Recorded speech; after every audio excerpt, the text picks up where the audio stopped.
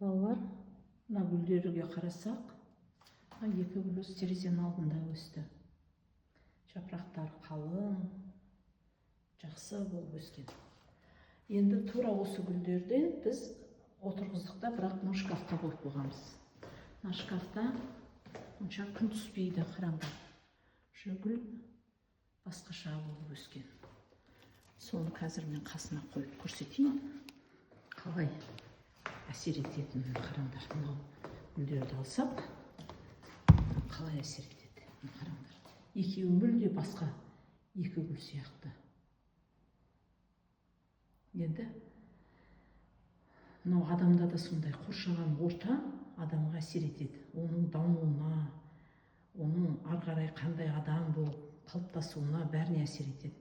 Мына гүлдер енді бұларда не жоқ қой, ерік жоқ. Біз қай жерге қойдық, соған бейімделіп өсіп жатыр бұл гүл. Ал адам ондай емес қой. Адам өз таңдайды өзінің айналасын. Сол үшін әрқашан айналаларындағы адамдар қандай адамдардың қасында жүрсіңдер, соған мән беріп жүріңдер. Олардан не үйреніп жатсыңдар? Міне қасына қойып қойсам, қараңдаршы, мына екі гүл қандай,